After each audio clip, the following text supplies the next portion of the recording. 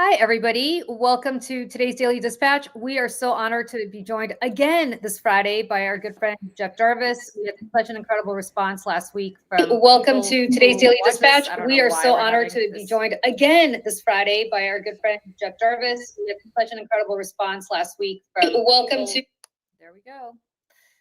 I had my YouTube on at the same time. Anyway, Jeff, it's great to see you again. I promise we know what we're doing around here. But thank you to everybody for coming back on today at 11 a.m. Eastern. We're really grateful to all of you for joining us. Jeff, there's a lot to talk about in the media this week, but I wanted to start with this conversation that apparently Larry Ellison, the head of Oracle, whose son David just acquired a whole bunch of media networks, including CBS, and is Paramount. He acquired Paramount as part of Skydance's company and is now making a bid. I think it's an all-cash offer, right? That's what we think, yes. For Warner Brothers Discovery, which, among other things, owns CNN. And it looks like that is the bid favored by the White House and by the FCC, which, of course, does Donald Trump's bidding.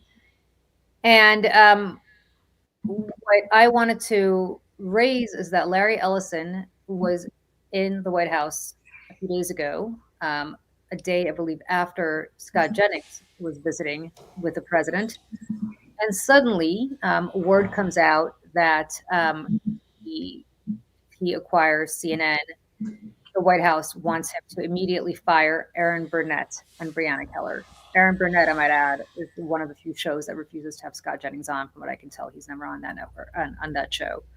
What do you, I mean, this is, I don't even know what to say other than this is just the wholesale takeover of independent media by this president. It is the full organization of American media.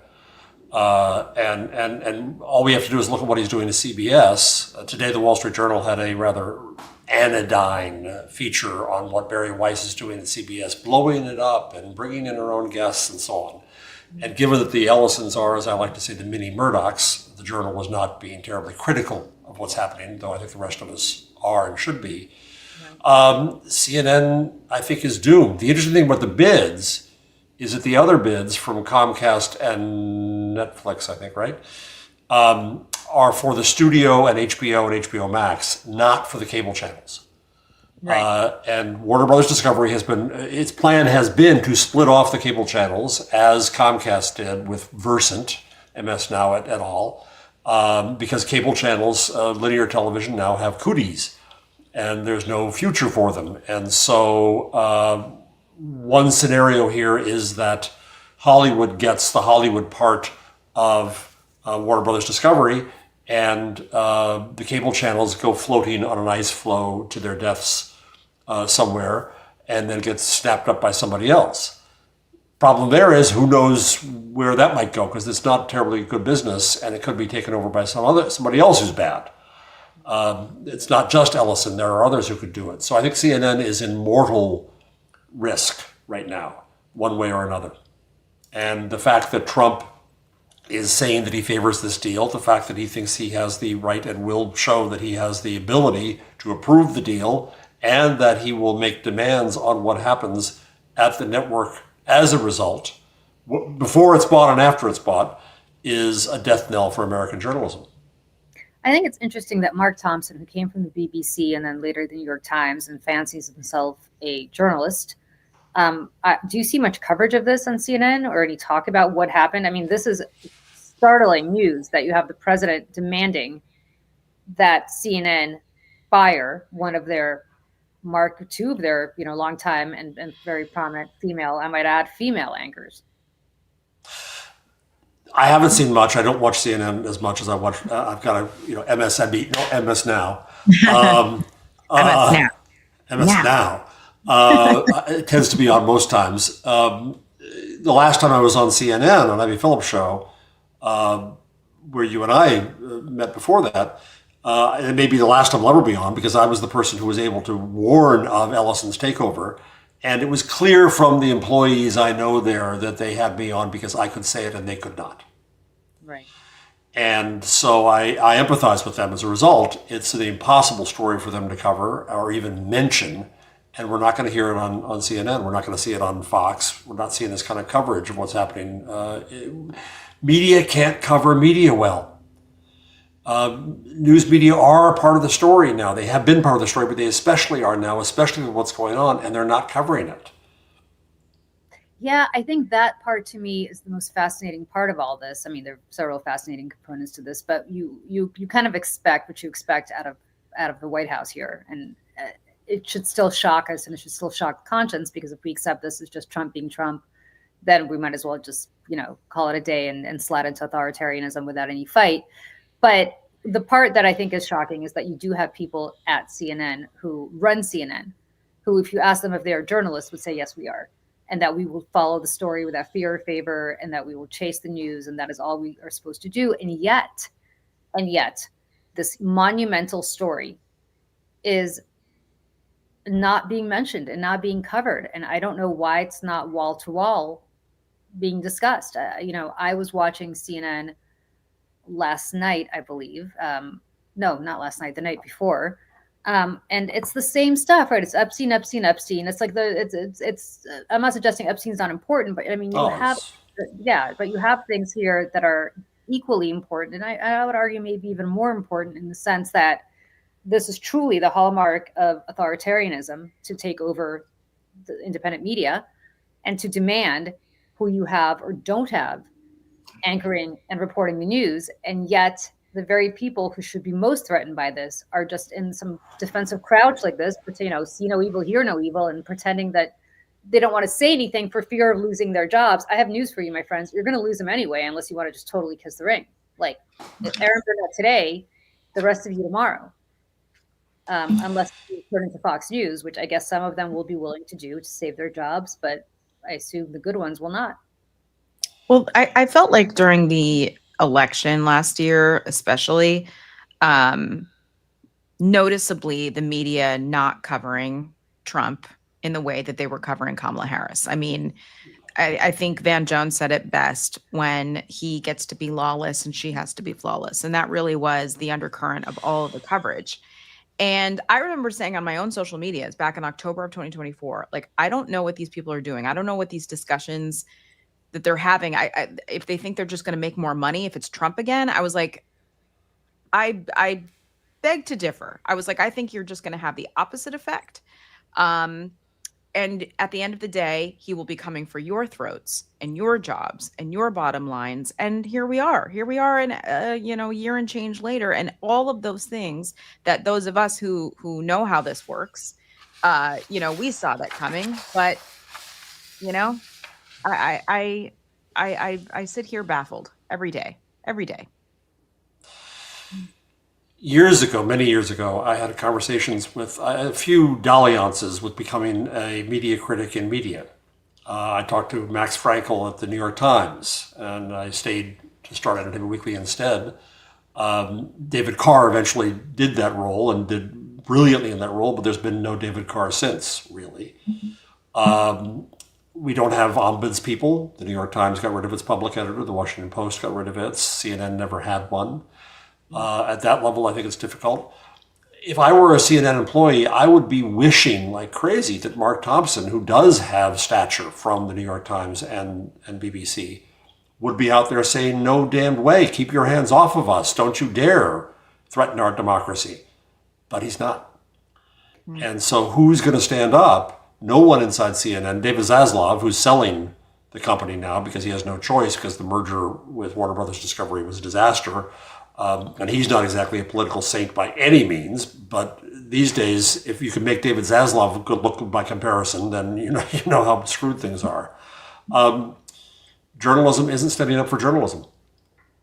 And I guess that's the part that look, I'm not naive. I understand there's a lot of money at stake. I understand that this is people's job on the line. But if you're Mark Thompson and you have dedicated your life to working at places like the BBC and the New York Times, I assume you've made a good living.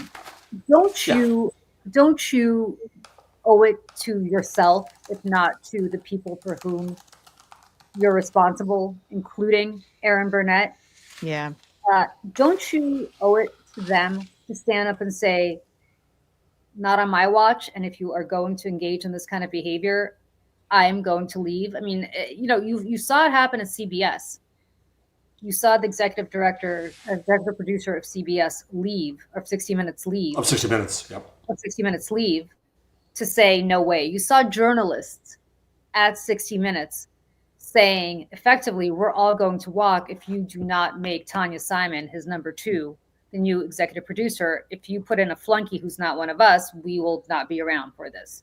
So you did see that kind of courage and that kind of responsible behavior, which is what you would expect from a fearless media. But if, I will say this, and this is kind of why, as a harbinger of things to come, Paul Weiss, which was the first company to bend the knee, law firm to bend the knee to Trump, saw a massive exodus of their corporate employees, which is exactly what they were trying to prevent by bending the knee. And their reason for leaving Paul Weiss was very simple. If you can't stand up for yourself, we have no guarantee that you're going to stand up for us. Yeah. Fine. Exactly. And the same thing is happening here. If you can't stand up for yourself, how do we, the viewer, believe that you're standing up for us and for the truth that we are counting? Yeah. How can we trust you? How can we? It comes down to trust, for sure. So I'm doing research for a next book on mass media, and I've been reading. I'm a huge admirer of the late James Carey, who was a professor at Columbia University. And I just read yesterday an address he made to journalism educators in 1978. And I was shouting amen. If you don't mind, I thought I'd just read a quick paragraph from please this. do. He said that under the force of the media, public opinion lost its anchorage because the press was obsessed with the immediate. The intense concern with present made the interest in the past and the future difficult to maintain and cultivated fanaticism, a hyper-involvement with those issues dominating headlines.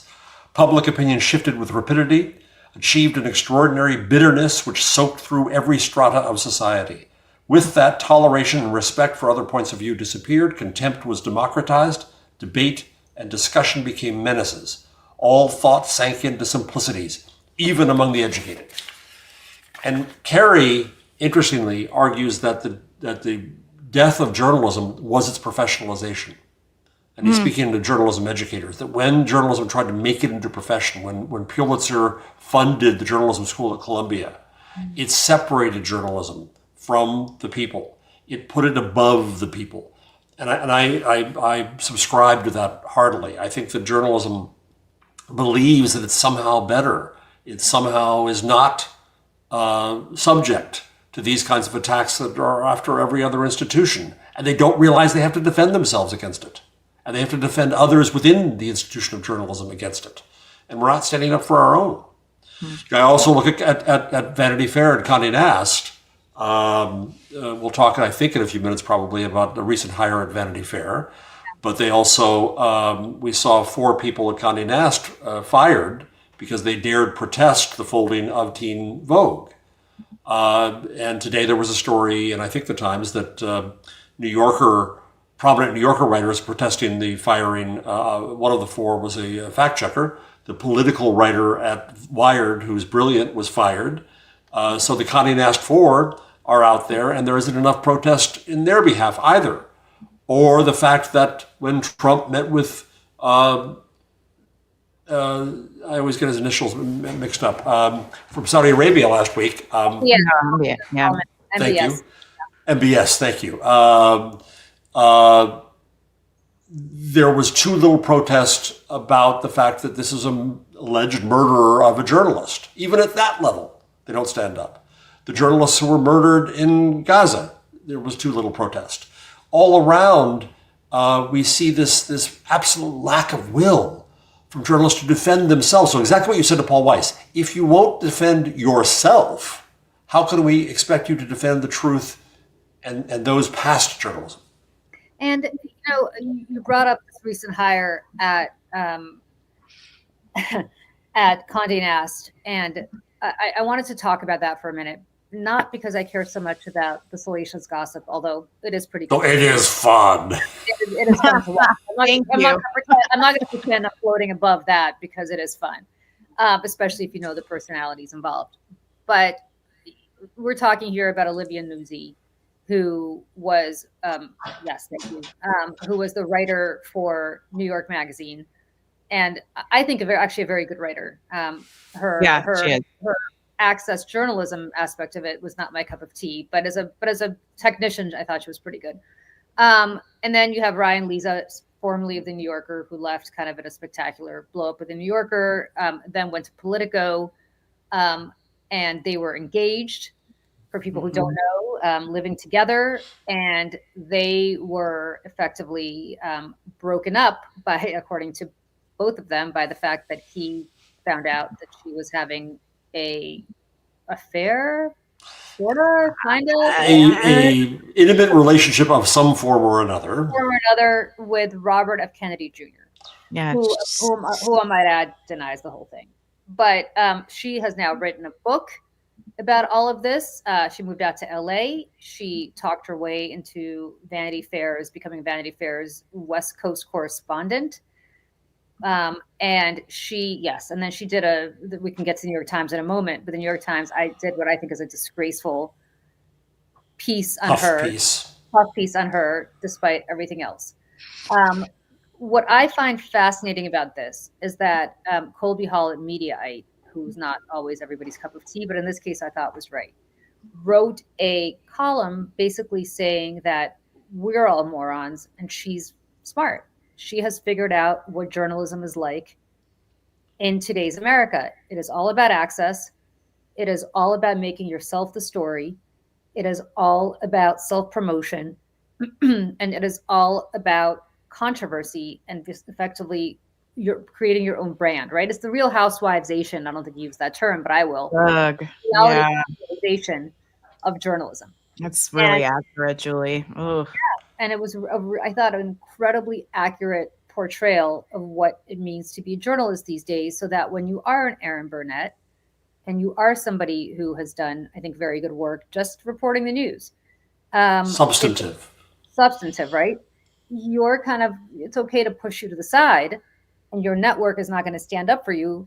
And I don't know where you're going to land next, because you've been part of networks your whole career, whether it's CNBC and then at CNN. But if you're Olivia Nuzzi, you're sort of sui generis. You don't have to belong to a network or Vanity Fair or New York Magazine. You can go and do what we all do on Substack, which is be a celebrity writer on Substack and probably make a fortune. Or, you can do whatever you want to do, because it's you as much as the product that you're delivering. And I guess I don't know if you agree with that, Jeff, or what you think about that theory. I look at it from the viewpoint of, why did Vanity Fair think this was a good idea? For the reason I just said. To hire Olivia Nuzzi, right? And they got her book excerpt, and they wanted the heat. And I come back to my unified theory of media right now, which is that mass media are dead and dying. And this is a desperate act for heat. Mm-hmm. You will hire her, and she'll do controversial things, and that'll get us clicks, and that'll get us traffic, and that'll be a good thing. And what it's going to do to the brand, the trust, the relationship, the reputation of Vanity Fair, never mind. Doesn't matter. And this is Vanity Fair. It's not like it's the high paragon priesthood of journalism. I'm not trying to say that. But it's still, it's a step up from New York Magazine, I would say, in some ways. Yes. Yes, I agree. But Molly John Fast isn't there anymore, as far as I know correctly. And 4 people were just fired from Condé Nast, including a very talented political reporter at Wired. And they hire Olivia Nuzzi. And I think they won it for the fire. Yeah. And it's disturbing. I have to go back to Teen Vogue. Teen Vogue from 2016 was a grand exception. They had a rare courage to do political coverage that wasn't elsewhere, and it came out of Condé Nast, which we think of as the house that hype built. But by rejecting that, at the same time you hire Nuzzi, what does that say about the future of that enterprise? And I worked there for many years, and so I'm personally disappointed in it. It's a fun story, but it's a story that does not speak well for us in the profession. There was a scandal at Der Spiegel some years ago. A writer named Klaus Relotius, who was just considered the best writer in all of German journalism, and he was under this pressure to make ever the better story, and he turned out to be a fabulist and was exposed. And I saw a self-examination. My German is very, very bad from high school and college, but I try with much help from Google News to translate things. And I translated the self-examination that was going on in Der Spiegel, particularly, and in German journalism around this, about the power of the story, about the fact that the storyteller has too much power, about the pressure to make ever better story in that case, or in the case of Newsy, to have ever better access. What have we built in journalism as an institution in this attention economy? And we don't, it goes back to what we said before at a whole different level. We don't have self-examination about it, let alone self-defense, also self-examination. It's interesting because I assume a hire like that had to go through Anna Wintour, right?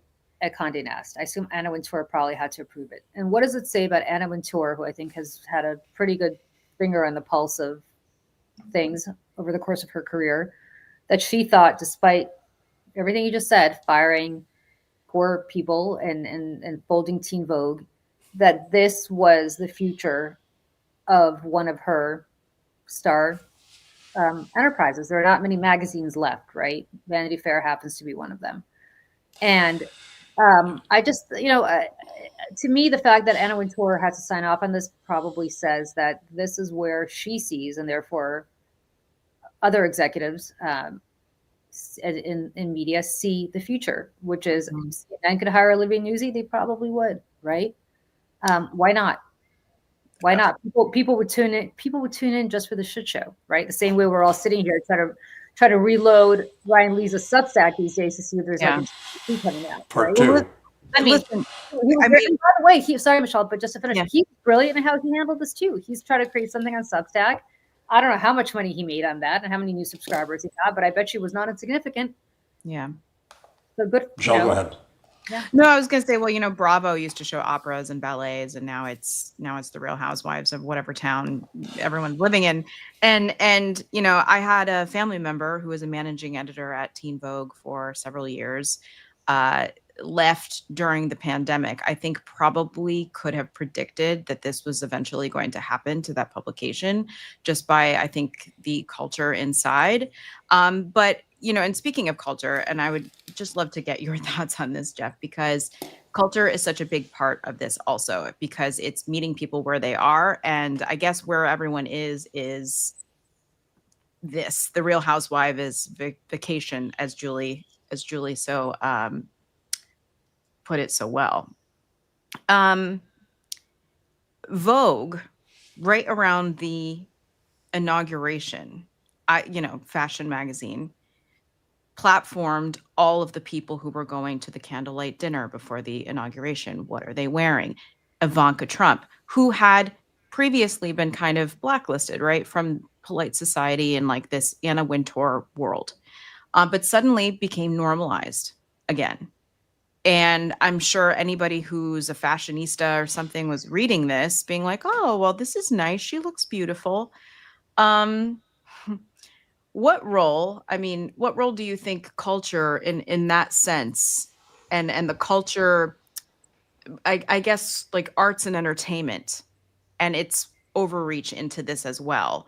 Do you see them already kind of bending the knee in terms of like normalizing just the culture around Donald Trump within other means through fashion, through television, through sports and everything else? That is such a great question, Michelle. That's such a great topic for exploration.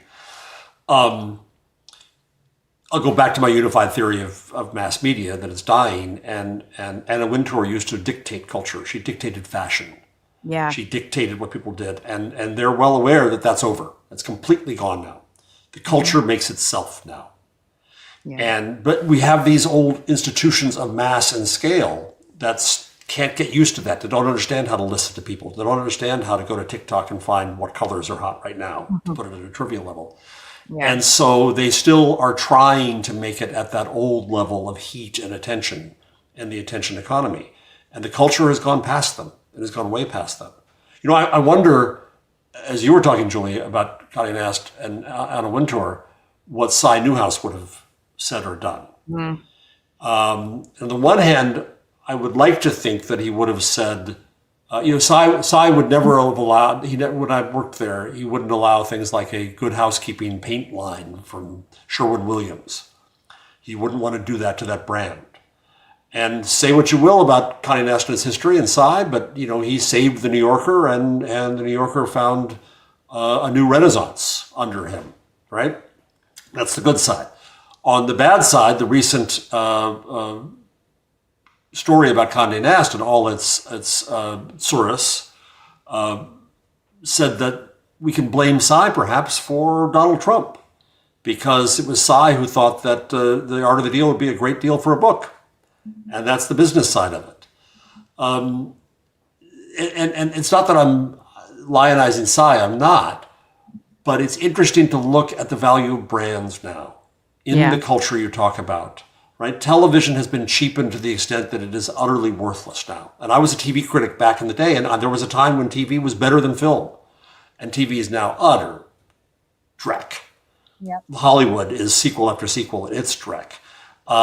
Television shows used to have a positive impact in our culture, right? I think we have gay marriage for now, in some measure, primarily because of the people who had the courage to stand out of the closet, but also because of the shows and the movies that made it, that brought it into the level of norms in society. Cheers. And that, I think yes. a designated driver, right? I mean, that they normalized that and seeped its way into policy and culture in a very powerful way, So it's not just news that's bankrupt now. I think it's old culture that's bankrupt. And, I lament that greatly. And I don't say that I am an old fart, so for me to say that it used to be better in the old days, no, it wasn't. And I celebrate the fact that culture has taken over culture. I celebrate the fact that fashion is now set on TikTok and Instagram and not in the pages of Vogue. And there's a lot more chaff, but there's much more wheat within it. The challenge now is to find the good voices, to find the smart and informed and experienced voices. And our old institutions of media have no idea how to do that. And so they're just going with the easy path, especially now out of fear of Trump. They've cheapened themselves irrevocably. Well, I think also they think that Trump is just a flash in the pan and that in 3 years he'll be gone and then they can just go back to normal. And I think we all know here that that's, first of all, I don't think he's leaving, but also that this new reality is in fact our new reality. And I just wanted to ask another question here too, because Donald Trump and the Republicans were so good at inserting themselves into culture, I think in a way that maybe the liberals are not, because they've dictated so much of culture over the last century. But Republicans are really captivating it in a different way. But I think sports is another piece of this, because Donald Trump's going to football games and he's talking about some new NFL rule or something. There was a special teams guy. I'm sorry, I don't know football all that well, but from the Kansas City Chiefs, he was like asked about Donald Trump and his comments on this. And I just want to play this because it spoke volumes. Here we go. Criticized the new kickoff rules when he was at the Washington game. What's your reaction? He doesn't even know what he's looking at. He has no idea what's going on with the kickoff rule. So, I mean, I take that for what it's worth. And I hope he hears it. Yeah. Fantastic. Yes, but the Chiefs are owned by a MAGA family. Right. And if Donald Trump makes a phone call to them, whose job do you think is going to be at stake? And to your point, Michelle, Warner Brothers Discovery is about to be acquired by the Ellisons. You have Paramount already acquired by the Ellisons. Those are movie studios and television streaming services that create content, not political content. I'm not talking about CNN, but I'm talking about CBS for that matter. But I'm talking, or for that matter, CBS shows, TV shows that are aired on CBS. You talked about Cheers, but the show that I think really changed culture was Will and Grace. Absolutely. Yes. Made it acceptable to be gay. Yeah. So in ways that had not been before. And I would even argue that the Golden Girls even just kind of opened the door even for that, and the topics that they talked about and normalized. Yeah. But what happens if you now want to have a show on CBS featuring a transgender Right. Person. I mean, what do the Ellisons say about that when they get a phone Never call? happened now. Never happened. Right? What happens at Warner Brothers if there's a movie about a transgender couple? Right? What happens when the Ellisons get a phone call about that? I mean, that's a danger that I think we've never seen before, because never in the history of at least modern culture have we had a president who has ever inserted himself into the day-to-day of culture, whether it's the kickoff rule at the NFL or TV shows or movies that may harness some element of culture that with which he does not agree. There's a good news, bad news here. Bad news, bad news, less bad news. Okay. You're absolutely right that those things will not occur on CBS, nor on NBC anymore, nor on ABC, watch how Disney bent the knee. That's the bad news. The less bad news is they don't matter nearly as much as they used to. The top shows, I went through these numbers, I don't have it handy, but the top shows universally are football games now, to your point, Michelle, about the NFL, and yours, Julie, about the ownership of it and control of it. And that's why Trump is trying to meddle in it. Yeah. But entertainment shows, I can't remember the number one show, and I can't remember, I don't watch these things anymore. I used to be a TV critic. I don't watch TV anymore in the old way. I think maybe reached 5% of the country. They don't have the influence that they have. They're small, right? And that's a more, to my mind, my way of thinking, that's a more natural way of thinking about culture than mass media and mass culture. That we all have this supposed shared experience. When Walter Cronkite said, and that's the way it is, if you were black or an immigrant, it wasn't the way it was. If you watched Cheers, even, if you were black, you didn't see yourself on that show. And so culture never represented the culture in that sense. So we see something new emerging now. And part of the problem here is it's the right wing that understands this better. So they create things like PragerU, which are insidious and slick and propagandistic and Very awful. They're well produced, right? They're really well produced, and they know what they're doing. And I was talking to a friend of mine, a former colleague of mine yesterday, who was organizing, and she's trying to figure out how not to have a liberal Talking Points USA, but how to understand the lessons from what Charlie Kirk did, not in an Ezra Klein way, for God's sakes, but just to say, what can we do on the left to organize and defend? And it's not going to be through old media. It's going to have to be through a whole bunch of smaller entities that come together. But I'll tell you how good they are. Michelle, I don't want to tell your story because you're the one that sent this to me. But remember that video you sent to me about that woman who was doing... Oh my gosh. Okay. Because I tell people the story all the time and it's amazing. So I feel like because I have been waiting in the swamp of right-wing media for the last 6 years, I should have known who this person was. I did not. She's part of, I think it's what the Daily Caller, I think it was Ben Shapiro's company. I can't remember. Or Daily Wire. She's part of that universe. No, she was Turning Kirk. What's that? She was Turning Point USA, I believe. But she's part of that network. You know what I mean? Like the media network. And she had like her own little show and everything. But I didn't know who she was. And I was on YouTube and I was searching for millennial gray because people were talking about millennial gray and how it's this gray color that millennials like. Apparently, I didn't know this about myself. Is it your hoodie color now? Right? Is that millennial gray? Kind of, but even like paler. You know what I mean? Oh, okay. I don't know taupe from mauve, so I'm just checking out here. I don't know. And it's like how we all have these very builder grade apartments and homes that don't have any color. And her argument was that we have to express ourselves more in our interior design and be more selective about the things that we buy to decorate our homes and how it's like affects the brain development of our children and about how like we have to make things with our hands. And I'm watching this because I love doing all this stuff and I love decorating my house. And I'm like, oh yes, I totally agree with this. And she's like, then starts talking about communist countries and how communist countries have these very gray buildings with no, there's no individualistic expression in any of the architecture. And I'm like, yeah, that is right. Oh, right. Oh, you're getting hypnotized. I can see it. Right.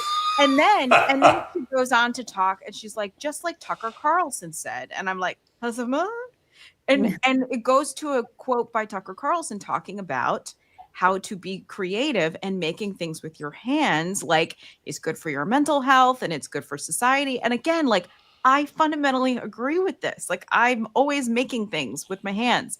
And I'm like, what am I watching? And I turn and it's this beautiful young girl, young woman, makeup, very well produced. You know, it didn't seem like it was propaganda. And It snuck in on you. It snuck in because I was looking for interior design videos about this millennial gray thing. And I immediately called Julie. I was like, I'm not going to say a word. I just want you to watch this. And I'm watching this and I'm like, this all makes a lot of sense. I'm not even into decorating the way Michelle is, as you can see my white wall. But I'm like, okay, this makes sense. Okay. And all of a sudden it gets to the end. Michelle goes, guess who this was? This was either, I think it was a Charlie Kirk production. Yeah. Production. But that's where they're so good at this. It's insidious. There's nothing on the left to counter that. And I will go back to the fact that Foster Friess gave Charlie Kirk $75,000 and said, go to town, see what you can create. And these two coal magnates gave Ben Shapiro $5.5 million, which was a rounding error for them, and said, hey, we know you're 19 years old, but go to town and see what you can do. And they have obviously created something amazing with this that is not just political, but it's cultural, because Breitbart was right. Politics is downstream of culture, and they've all internalized that. Meanwhile, on this side of the aisle, we're still talking about, hey, do we give money to this campaign or this campaign? Like, they're not fighting individual elections. They're fighting to create a whole brave new world. I mean, it really is an Aldous Huxley kind of. Oh yeah. All of their years of reading Ayn Rand actually circulated, and now that they're doing it. Right. I feel like that. Yeah, the Atlas Shrugged was like OG. Everybody was reading that. Yeah. We're still sitting here trying to figure out whether we run campaigns like we used to run them in the 90s. And, how are we possibly ever going to win this culture war and this media war when they have what they have? And we're still sitting here complaining about CNN and the New York Times, which we're about to do in a moment. Right. And avidly. And this is the way that agendas are set and manipulated and mangled. Right? We talked about this last time we were together. I quoted Hannah Arendt on people tying on to abstract notions. And the cats and the dogs in Springfield, Ohio, was not a real issue. But by bringing it up, they made it the fake issue. It's the distraction that got you around. And then we don't talk about real things. We don't talk about the things in people's real lives. We don't listen to them about their real lives. Instead, we're talking about that crap. And they do it brilliantly, devilishly, evilly. But they're successful at it. And media, once again, are complicit because they don't understand. That's where it is, and they don't call it what it is.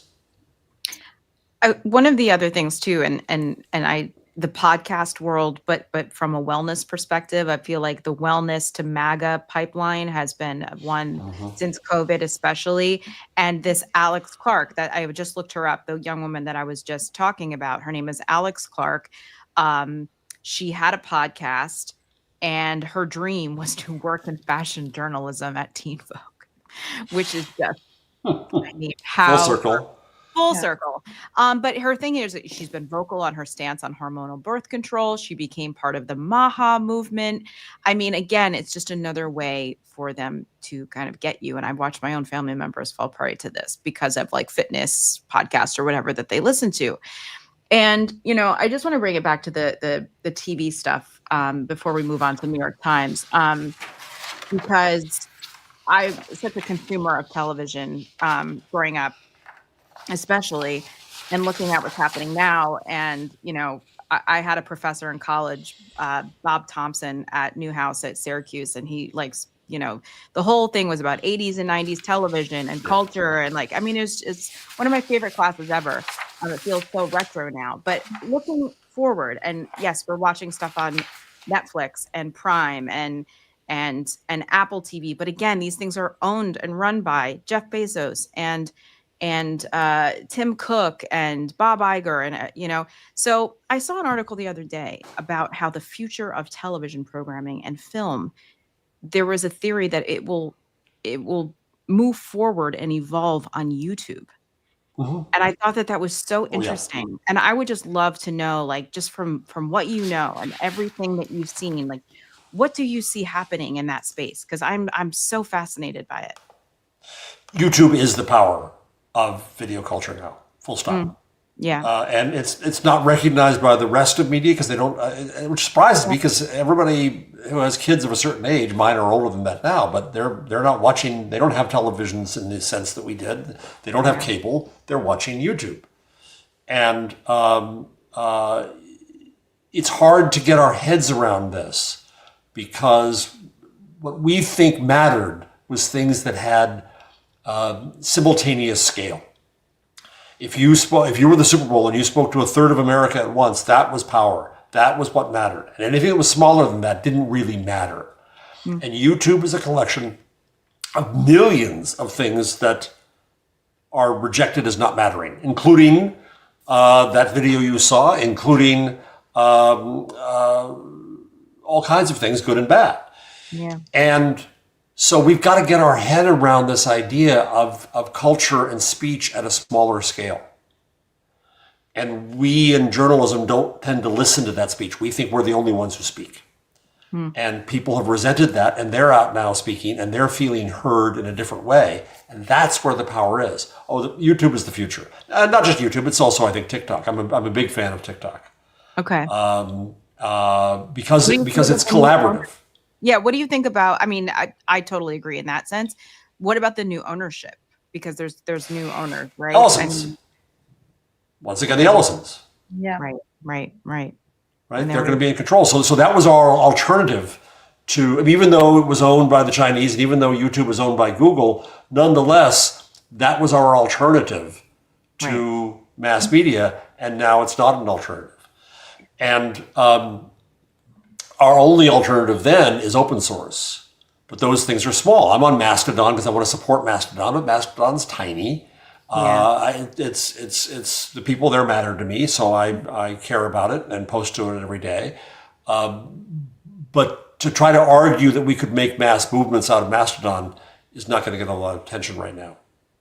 Yeah, and to the point of what you said earlier about how Michelle, or I forgot who said this, maybe you did, Jeff, about how people think that we're going to somehow outlive Donald Trump. It's just, or executives think it's not a big deal. It's going to outlive Donald Trump. His people are taking over culture.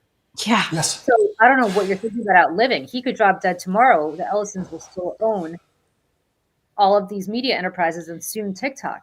So good luck. Yeah, and it's culture as it was. And as before I yan-yanned and said, well, it's smaller than it ever was. But they're not buying it as a business. They're buying it as a propaganda arm. Yep. Exactly. And that's what matters. Yep. Yeah. It's so scary. Whoa. Yeah. It's funny because we sit around trashing everybody for bending the knee to Trump. The Washington Post, I don't even understand. Yeah. I try not to think about it. Try not to think about it because you had a competitor, it's the New York Times, that now has just become a complete and utter Exactly. I mean, they mustered a little outrage over the Khashoggi, over the MBS dinner because one of their own journalists had been murdered by MBS, Jamal Khashoggi. But had that not happened, I'm sure they would not have had an issue with it. The Wall Street Journal, of course, is the Wall Street Journal, owned by the Murdochs. They could pretend they're independent all they want. They're not. And of course, we've talked a great deal about what's happening with cable, but and even not cable like CBS and ABC. But the one constant, I guess, has been the New York Times, which is owned by the same family that's owned the New York Times for the last, 100-something years. And, we assume are not bending the knee or doing anything else, but you have made the argument, and I think it's a very persuasive one, that they're self-censoring themselves. That they are effectively, I think, if I'm interpreting what you're saying, they're broken to the point of just bending without anybody holding a gun to their head to bend the knee, right? Is that what you're? Yeah, well, it's not just bending the knee to Trump. It's puzzled me and troubled me to try to figure out why the New York Times won't be blunt about what's happening in the country and soft pedals, puts cotton around everything, and tries to make it look better. And we can talk about a few examples in a minute. But my theory is that, so A.G. Sulzberger, the sixth generation family member who's now in charge of the place, loves to talk about independence and how the New York Times is independent. So I asked myself, independent from whom? Politicians, okay. Advertisers, okay.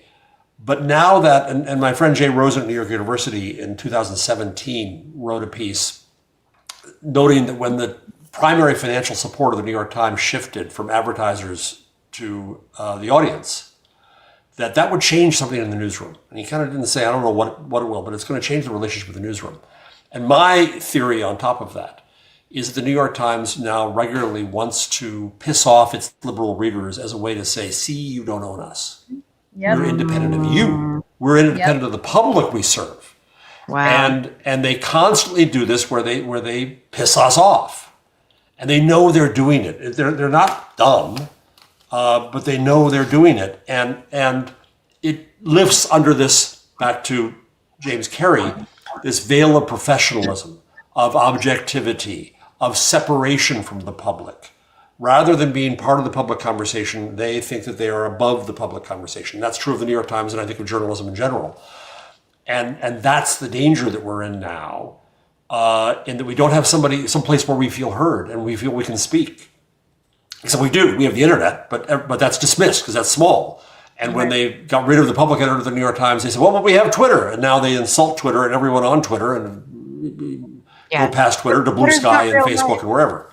Yeah, Twitter's not real life. Don't pay attention to it. It doesn't matter. Exactly what they say. Yes. Yeah. Yes. Yeah. As if the New York Times audience is representative of anything. And it's not. I always... Yeah, I mean, I live in the Upper West Side of Manhattan, right? I am your typical New York Times, New Yorker reader. Yeah, with your little canvas tote bag. Yeah, and then you're a listener and PBS watcher. But the reality is, like, there are not that many of us out there. And I'm not so sure who... I'm not so sure what they're doing with this constant, like, both-sides-ism of everything. I think you have a few examples, Jeff, of what we're talking about here. So I regularly use the hashtags Broken Times and Broken Post. And I'm gratified to see that Broken Times is starting to catch on with other people using it as a way to mark the receipts of when the Times acts weird. So, for example, today they had a headline asking whether, with Mandami, who just took a picture of a selfie of himself in tourist class, flying to Washington, meeting with Trump, asking whether they will play nice. Well, it's not a question of whether Mamdani will play nice. It's the question, obviously, is whether Trump will play nice. But they don't put it that way, right? No. They stand back a little bit and they try. That's an insidious case, to use that word again, of both-sidesing. They also have this way of trying to abstract awful things to a harmless level. So they had a headline about how Epstein letters reveal a lost New York. Oh my gosh, I saw that too. Oh right. And it was a way to say, look at all the people who used to have power in the city who don't now, who were there and part of that. But there's a very different way that you could have presented that. The actual substance of that story, by the way, was well taken. But the way they framed the presentation. The presentation was wrong. And I think headline writers, or whether it's done on purpose or what's going on. I'm sure it was on purpose. And that's where executives, editorial executives, do have their say, is play and how big it's played, where it's played. The Trump threat to execute members of Congress who reminded members of the service that they should not follow illegal offers. I don't get the print Times anymore, but Mark Jacobs, a journalist, pointed out that appeared on page 16 of the print Times. Let me just. I'm going to hang members of Congress for treason. Let me just stop you here for a second.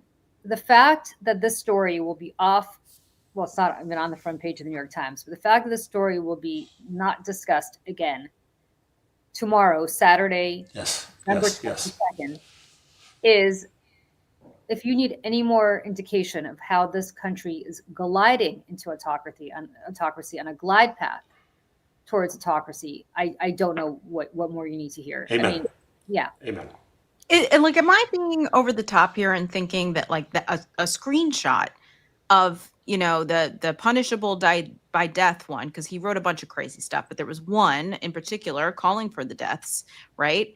That should have been huge, taking up most of the front page above the fold. Like, it just seems like that should have happened and could have made such a splash and a serious impact in the conversation. And it just, you know, just not happening. I read an essay that was a translation of a German book into French and then into English, and I came across this word that I wanted to see whether it was in the original, and it kind of wasn't. And I won't bore you with that nerdery, but still, I like the word a lot. It talked about the banalization, the making banal of things. Yeah. And the New York Times turns the evil into the banal.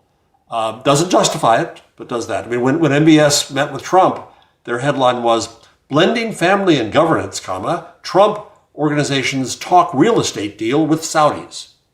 It's a corruption beyond anything we have seen, but they put that cotton around it.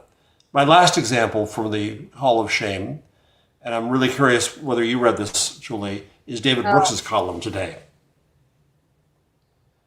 which I found just appalling, where he is defending people who will end up in the Epstein letters and lists because critics have generalized so much against an elite, and so he's standing up for them as an elite, not unlike the headline of Old New York.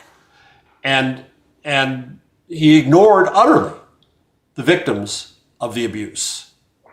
Well, Go ahead, I'm eager to hear your thoughts. Yeah, it was even more awful than that, because he's basically saying, because QAnon had this conspiracy theory about Epstein, that therefore there's nothing to see here. This is all a Candace Owens thing, and therefore, because it emanated originally from QAnon, the rest of us have somehow been infected by it. And then he goes, can dismiss it all then as conspiracy theorizing. Yeah. Listen, he lives in Washington, so he's not far from the Capitol, where dozens of women stood up, looked straight into the camera, without fear, or maybe with some fear and trepidation, but they did it anyway, and called out the most powerful people in the world, because they know who they were trafficked to, even if the rest of us don't, and said that they were sexually abused as girls by very powerful people, some of whom we do not know, whose names we do not know, and some of whom, apparently, according to one of them, some of these people have never been mentioned, or hypothesized about. And our names we would know. And our names that we would know, right? So that's not QAnon. And to imply that they're like paid crisis actors is putting you in the same category as somebody else who said that another tragedy was paid actors. And that's Alex Jones, who was sued for every penny that he'll ever make and more, for implying that the little kids who were killed up in Connecticut a few years ago, more than a few years ago now, a decade ago, that their families were paid crisis actors and it never happened. That's basically what David Brooks is implying in this column. Let me ask you both your predictions. I don't like predictions normally, but your predictions of what's going to happen with the Epstein files story in two ways. And the obvious first part is how much we'll actually get. I think it's debatable. But whatever we get, how will the New York Times and how will our major media cover this, do you think? I think we will not get a lot. I think we'll get a few scalps, and they'll probably be scalps that Donald Trump would have loved to give away anyway. And then he'll say, or Pam Bondi will say, we're doing an investigation, so we can't give you more. There's an ongoing investigation. Or Trump will classify the rest as a national security. matter, which he has every right to do under this law, and also constitutionally, he can unilaterally classify anything as a national security matter, and there's no statute that can overrule him. And then the media will say, okay, thanks, and we'll move on. So what's heartbreaking to me, and I know this from my days at Fox, and here I have to be careful because I have an NDA, but the Murdochs wanted Roger Ailes' scalp, and so they got it. But hypothetically, there may have been other people involved. And hypothetically, there may have been other people who assisted him in what he was doing. And the media kind of dropped it. And I mean, I'm in total agreement with Julia about what I think we'll receive in an official capacity. My hope, and this is just fiction writing at this point, but some courageous patriot inside the FBI or somewhere else will leak this information, and will leak it to a publication like the Miami Herald or like a smaller newspaper, like a Daniel Ellsberg or an Alex Butterfield or somebody like that who has access to this information and is willing to fall on a sword essentially to make sure that the public knows about it. I mean, that's my only hope in the end, is that, I hope so too. I hope so too. But in this day and age, when this Justice Department will prosecute anybody, within an inch of their life, you would need to be a really brave patriot to do that. Yes, and because there's going to be a very limited number of people who would know what is missing. Mm-hmm. Well, for instance, Maureen Comey knows, right? And it's interesting. They had no plans to, and this drives me crazy. Apparently, they had no plans to prosecute anybody else for what they know was in the Epstein files, because the theory goes that the witnesses, the girls who now are women, were problematic witnesses because they, because of their histories. Well, if you were molested and raped as a young girl, believe me, you're going to probably have a problematic history. Yeah. It informs the rest of your life. And so, listen, nobody's the Virgin Mary under the best of circumstances. Never mind if you were molested by your father, your uncle, your next door neighbor, and then trafficked to Epstein. The Prince of England. I mean, my God. Remember the royal family, because of course, Ghislaine Maxwell was smart. She knew exactly who the vulnerable girls were, the ones who already were prone to have been molested or raped as even younger girls. As I think Virginia Giuffre started off being raped by or molested by a member of her family from an insanely young age, like, under 10. So of course you're not going to get great witnesses. And so you're punishing these girls again, who are now women, and protecting their predators, because the predators, of course, were apparently the pillars of society. Whereas these girls, now women, might have had a troubling background. Maybe they had drug addictions as a result of all this. Maybe they were sleeping around as a result of all this. You know what? You try being molested as a young kid and seeing if you're going to grow up to be, the president of Harvard University like Larry Summers. Yeah. Or as we discussed last week, the victim of, I guess I should say alleged victim of Matt Gaetz. Of course. Who was so desperate to get braces. Braces. Right? A homeless teenager who needed braces who ended up in this world. So how do you possibly blame her for what followed? And they didn't prosecute Matt Gaetz, presumably because he thought she was 18, but also presumably because she was basically a prostitute. Well, she was a child prostitute. Like, you don't start walking the streets or going to parties to try to sleep with somebody to get braces if you have a stable home life where your parents get your braces for you, because in this case, they could not afford to do it. They were living in a homeless shelter. And she really wanted braces. I mean, like, the whole story was honestly one of the more upsetting things. Oh, it's disgusting. But this is what I mean, right? Like, what are we expecting here? What are we expecting? There's a that, by the way, let's say that was reporting from the New York Times. So it was Michael Schmidt. Good for it. But to your point, Michelle, that just like that Trump tweet, call it whatever we will, about hanging people should have been huge on the front page. So could the Times have played that story even bigger and longer, I think. Yeah. And I think we lost Julie here for a second, but I wanted to throw this up again. This the New York Times puff piece on Olivia Newton. Because and if you go to the website, it's a whole interactive thing with like this, cinematic black and white video of her and photographs. It's all very editorialized, obviously. But the irony here, and I don't mean this as a personal dig at him by any means, but it was written by Jacob Bernstein, who was Carl Bernstein's son. And also the son of Nora Ephron, and he made that beautiful documentary. Everything is copy. It is just so he's a great writer, and he's done good work. But why would you lower yourself to this? Yeah, I mean, why do you think he did it? It's a great question, which is how professors find time to figure out an answer, and I'm not sure. I think it's that draw of the narrative and the story becomes so seductive that it takes away from what our role is and should be. And it's not, and a third time I'll quote James Carey, it's not in this view that we are here to inform society. That itself is as hubristic as thinking that we are the storytellers. Society is in conversation. That is the discourse of democracy. We should play a secondary role to that, to help that discourse. Yes, to help inform it, but also to help curate it and bring it together, to convene it. But that's even too powerful. Also to make people feel heard, also to see who's not being heard. That's the larger role of the de-professionalized, post-professional journalism.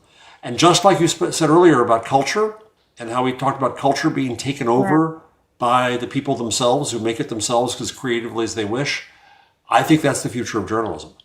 I think it's a de-professionalized journalism, which is going to scare people. Oh no, nobody's going to make any money. I don't mean professional in that sense, but I mean it in the sense that we had this secret code that we stood above and beyond the people.